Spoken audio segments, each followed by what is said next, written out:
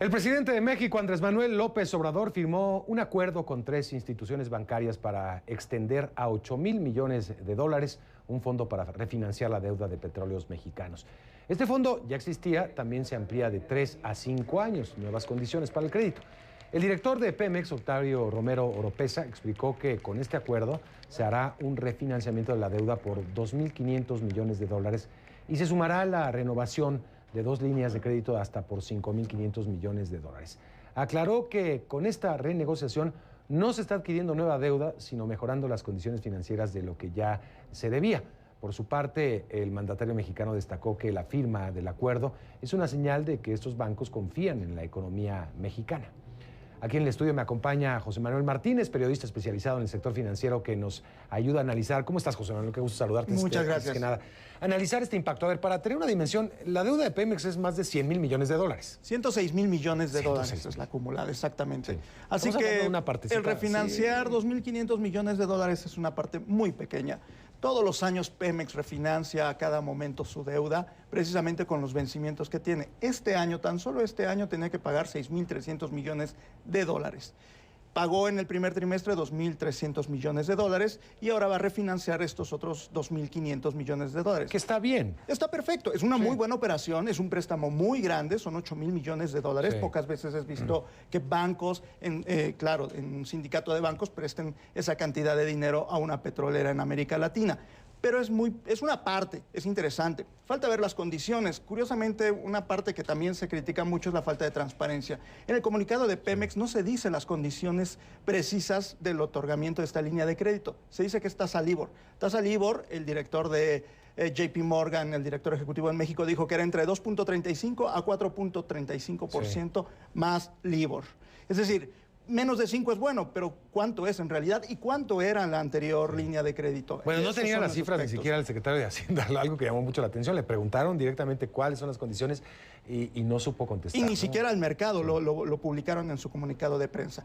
Pero bueno, el problema viene también después. En el 2020 hay que refinanciar deuda por 9,300 millones de dólares, que es lo que tiene que pagar Pemex. Y así en el 2021 es una cifra similar, 2022, 23 y 24. Hasta el 2024 son 6,000 millones de dólares cada año que tendrá que estar refinanciando. Entonces es una parte interesante, lo hace Pemex, no lo anunciaban antes con bombo y platillo las refinanciaciones, pero es una operación interesante que puede ayudar a Petróleos Mexicanos a reducir los pasivos que debe de pagar en el corto plazo, pero en el largo plazo pues tiene que pagar. Por supuesto. Ahora, es una buena señal, como le dices, para los mercados. Esto más, digamos, la reingeniería de la carga fiscal que se le tiene contra la petrolera, que ha sido también muy injusta a lo largo de tanto tiempo. No se le permite reinvertir porque prácticamente es la caja chica del gobierno. Eso también puede ser otra señal. Donde no hay, digamos, mucho, es en los proyectos futuros de Pemex a corto y mediano plazo. Exactamente. Ahí no la parte financiera puede irse, como digamos, capoteando con estas operaciones de refinanciamiento. Contratas más créditos para pagar los presentes, amplías los plazos, como en el caso de este, que se va de 3 a 5 años, en fin. Pero el problema financiero sigue presente y es ¿para qué vas a utilizar el dinero que estás invirtiendo en Pemex? Estos 20,000 millones de dólares que ahora Pemex tiene este año para invertir.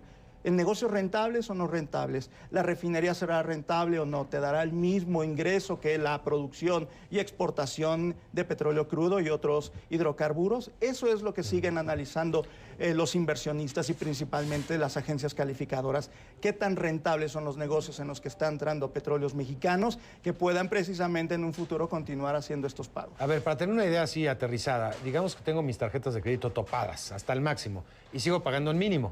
Refinancio un poco las condiciones del crédito, tal vez me hagan pagar un poquito más años, pero una tasa menor es prácticamente lo que se está haciendo. Es un ejemplo muy claro. Exacto. Es muy claro, ¿no? Es decir, refináncialo a 15 años, esa deuda que tienes, pero con una tasa menor, pero por tiempo.